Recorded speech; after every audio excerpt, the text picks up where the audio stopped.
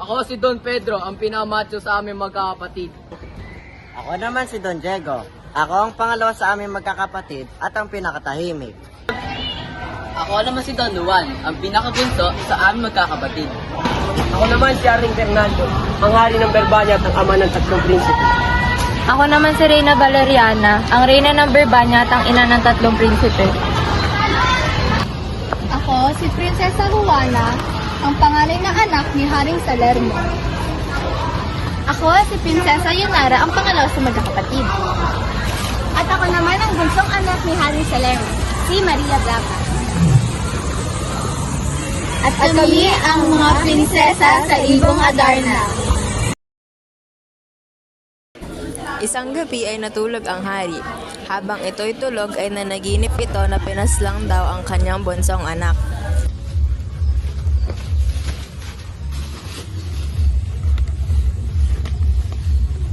Dahil sa bangungot na ito ay nagkasakit ang hari. Mga kawan, ipatawag mo lahat ng mga gagamit dito sa Berbanya. Masusunod na po mga nakari.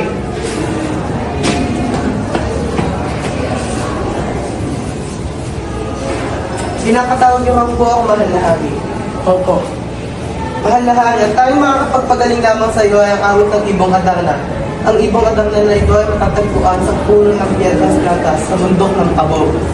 Anak kong panganay,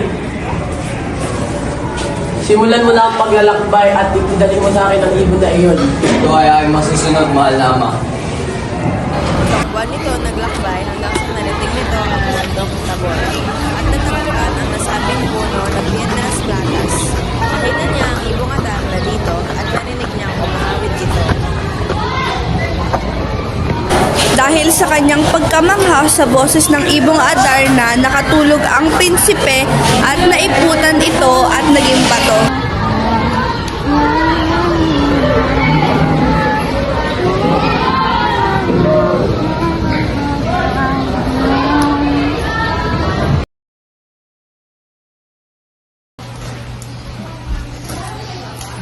Ang anak kong panganay, nasaan? Diego, hanapin mo ang iyong kapatid. Ito ay aking masusunod, aking mahal na ama. Nang makarating siya sa bundok ng Tabor, nakita niya ang Ibong Adarna at ang bato sa ilalim ng puno ng Piedras Platas. Narinig niya rin ang awit ng munting ibon.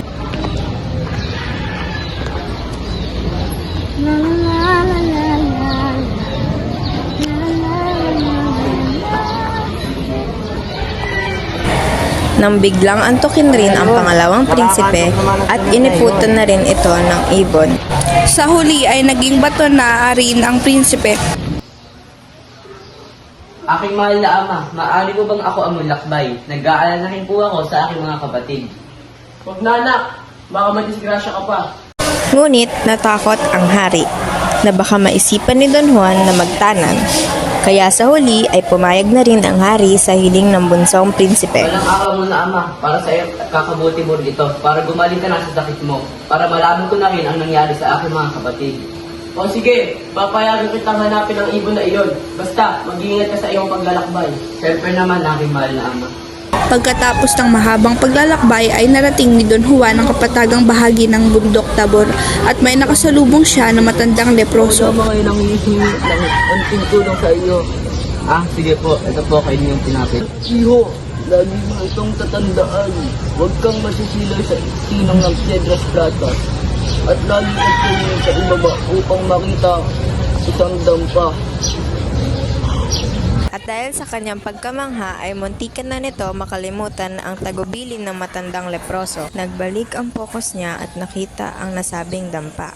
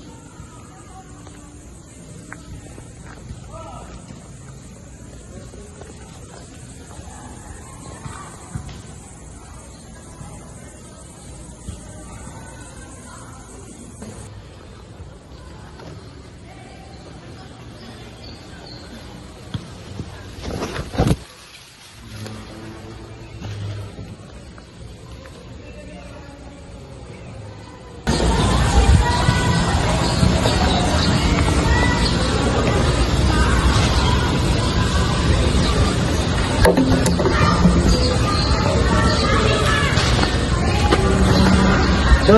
Juan, nailigtas mo kami. Maraming salamat kapatid. Diego, nakakaamoy ako ng dugo sa oras na ito. Nako kapatid, alam kong naiisip mo at hindi ko alam kung tama iyan. Dali na, Diego. Kinuha niya ang karapatan natin na huliin ang ibong iyon. Makapapaya lang tayo sa ating kaharian kapag nalaman ng tao ng Berbanya na hindi tayo nakahuli sa ibong iyon. Ay, eto, papayag ako pero hanggang sa pagbugbog lang sa kanya. Sige, tara.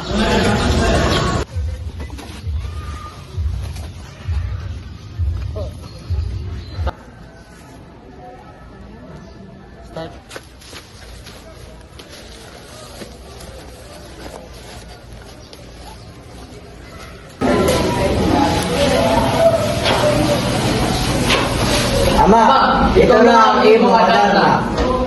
Ayan na ba ang ibong Adarna? Bakit ang pangit at lugo-lugo yan? Ayan ba ang ibong ibinahagi mo sa akin? Opo, mahal na hari. Pero sa aking pagkakaalam, hindi ganyan na itsura ng nasabi kong ibon.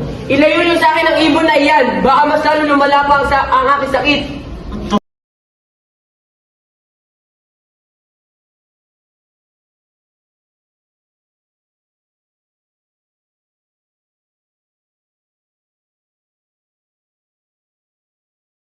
Aking mahal na Birhen, nangihingi ako ng kaunting tulong sa inyo. Kung maaari niyo pabaan ang aking buhay hanggat sa kaya ninyo.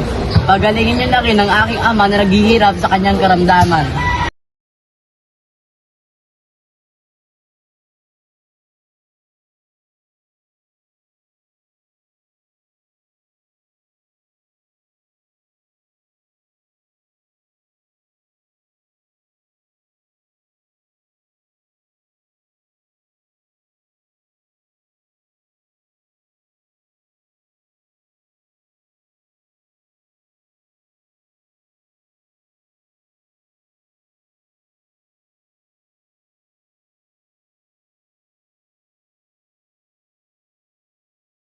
Maraming salamat po. Ano ang pwedeng gawin para ibalik ang kabutihan ginawa niyo sa akin? Huwag na iyo, iyon ay kawanggawan lamang.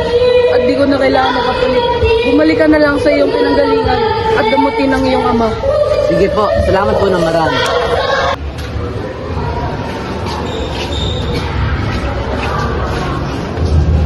Andito na akong muli, aking ama.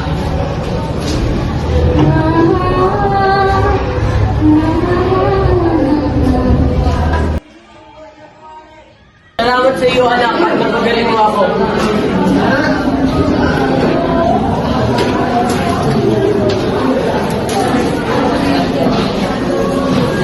Mga kawan! Palabasin ninyo ang mga lalaking ito sa pamamahay ko. Bitawan mo ako! Ama, wag po. Pabayaan niyo po ang aking mga kapatid. Kapatid ko pa rin sila. Ang kanilang paghihirap. Sige, mga kawal, bitawan niyo sila. Ngunit, nasusunod na magtaksi kayo, ang kamatayan na ang ihahatol sa inyo.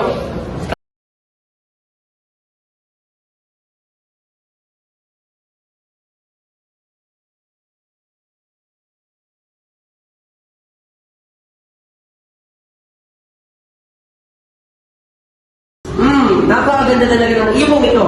Kailangan ko siguro na magbabantay sa ibong yan habang wala ako upang hindi ito makatakas. Mautusan nga isa sa aking mga anak.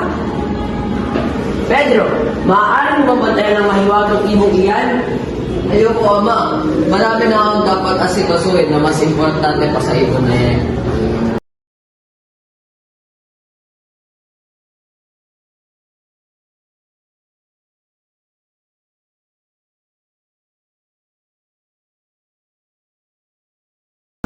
Ikaw naman, Diego, maaari mo mabantayan ng ibong Adarna habang wala ako sa paligid noon? Ama, alam mo naman na mabilis akong mainag sa ganyang bagay. Baka makita mo lang akong tulog habang nagbabantay sa ibon na yan eh. Ikaw naman, Juan, maaari mo mabantayan ng ibong Adarna? Ganun po aking mahal.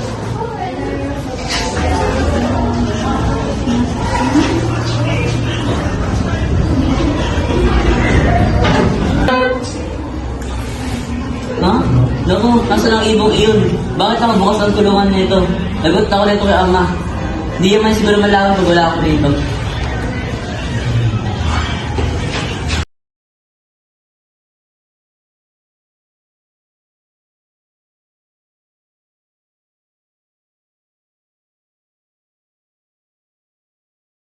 Mga anak!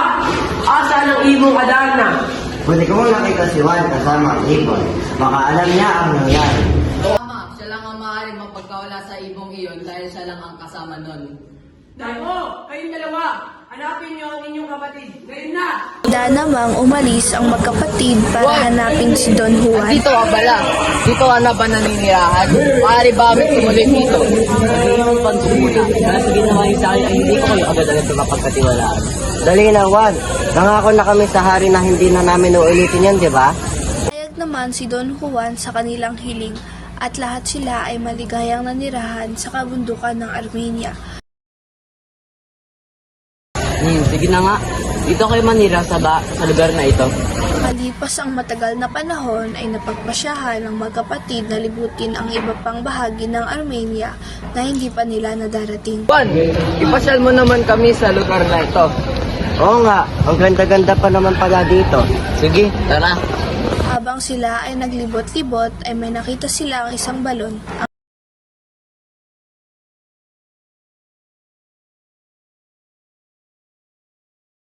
Ang pinakaunang bumaba ay si Don Pedro, ngunit hanggang 30 dipa lang ang kinaya niya.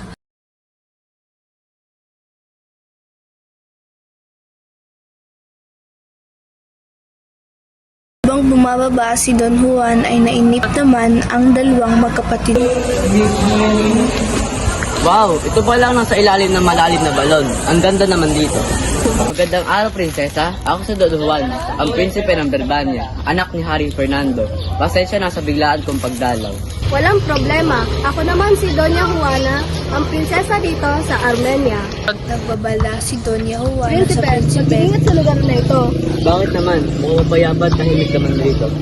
May malapit kasing higante dito. Iyon ang tagabantay sa hardin na iyon. Bigla namang sumulpot ang higante at nakipaglaban kay Don Juan.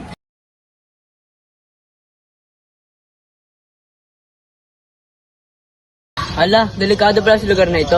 Taka, lumisa na tayo dito, aking mahal na prinsesa. Tanggi ang prinsesa sa alok niyang ito dahil hindi niya kayang iwan ang kanyang kapatid na si Prinsesa Leonora. Nakiusap naman ang prinsesa na iligtas ang kanyang kapatid at pumayag naman ang prinsipe. Ngunit binalaan niya na ang nagbabantay sa Prinsesa Leonora ay isang serpiente na 7 ang ulo at ito ay mas mabagsik. Ayoko! Hindi ko kaya iwan ang aking kapatid sa lugar na ito. Baka pwede mo bang isama ang aking kapatid sa atin? O, sige ba? Mag-iingat ka lang din lalo. May nagbabantay rin sa aking kapatid. Ito ay isang serpiente na may 7 ulo at mas mabagsik pa ito sa higante. Huwag ka mag-alala, aking mahal. Ako ang bahala rito. Ililigtas ko ang iyong kapatid at tatakas tayo lahat rito.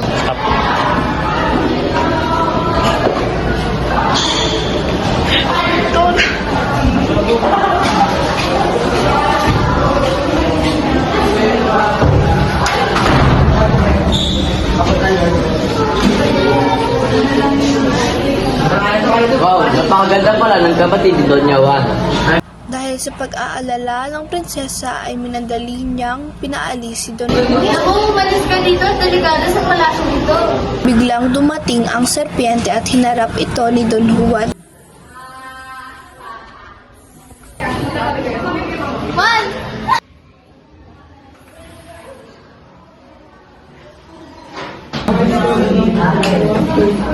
Himala, napatay ng serpente ngayon. Salamat sa tulong mo, prinsesa.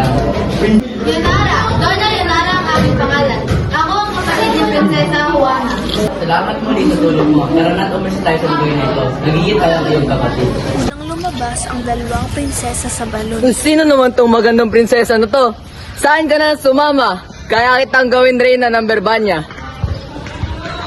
Pinutol ng dalawang prinsipe ang lubid.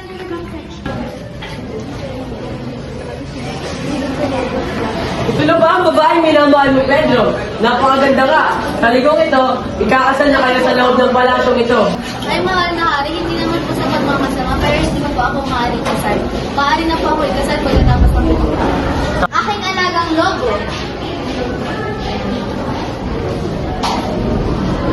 Puntahan mo ang pinanggalingan kong balot at umabaka. Hanapin mo ang isang prinsipeng nagngangalang Don Juan. Tulungan mo siyang makatakas ng Armenia. Aking matutunod, prinsesa.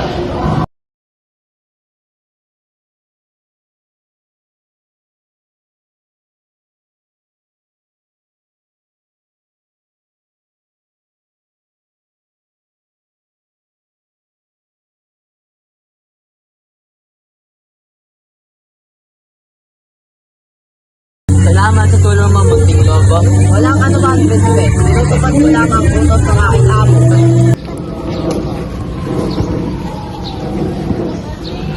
Uwi ka na, bye-bye.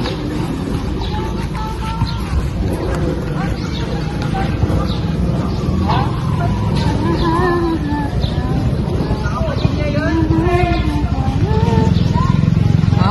Ano yun? Dadar na? Ang ibong adar na.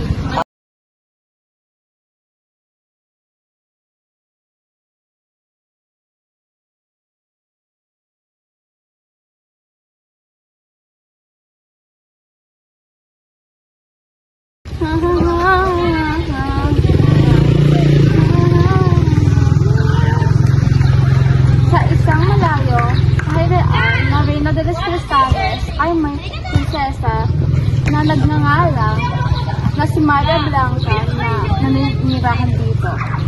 Isang napakagandang prinsesa na si Maria Blanca ay sa kahariang iyon.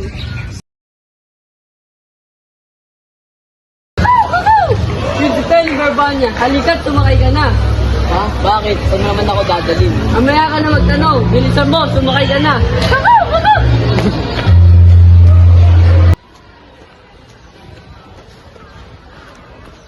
Oh, saan nga tayo patungo? Munting agila. Ihahatid kita sa karya na hinahanap mo.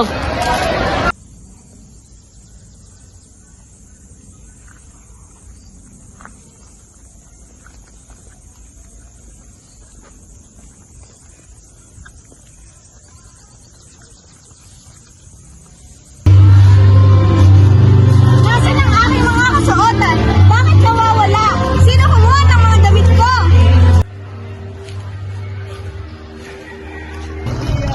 Ha! Ikaw! O ikaw! Bakit mo kinuha ang mga damit ko? Pasensya na, prinsesa. Alam ko ang aking mali. Handa ako sa parusang ibibigay mo sa akin.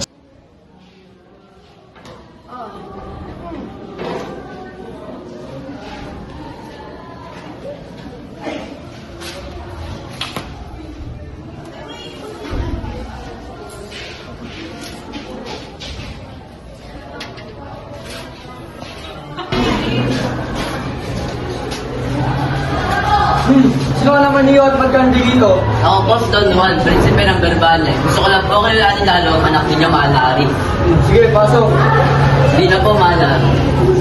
Kita mo yung mga nagilito na yan? Huliin mo yan at lagay sa prasko. Kung hindi mo nagawa, kamatayan ang aabutin mo.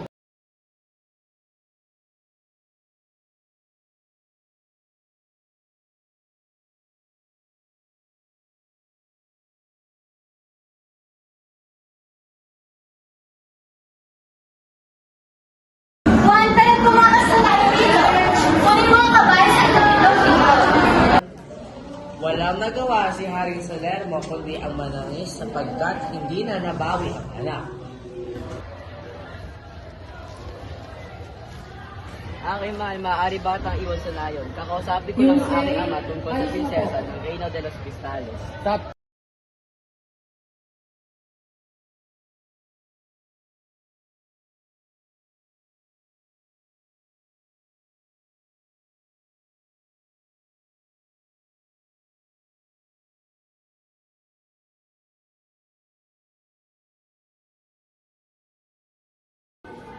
Tagal kitang hinintay, anak. Tignan mo, may naghihintay rin sa iyong magandang prinsesa. Oo.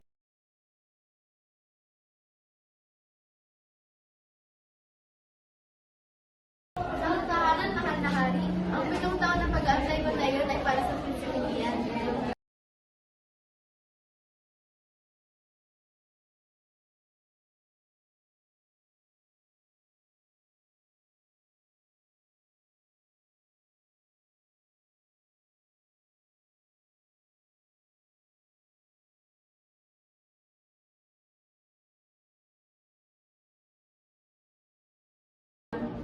O siya, sige, ikaw na lang ang bibigyan ko ng karapatang pumili ng iyong mapapakasalan.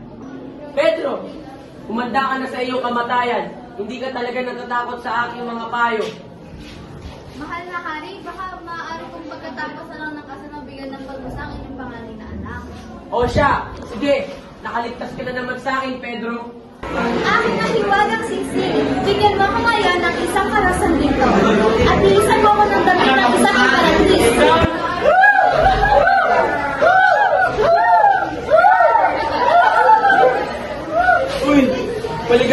natin. Maghanap ka na lang yung maupuan at pagsaya sa kasal na ito.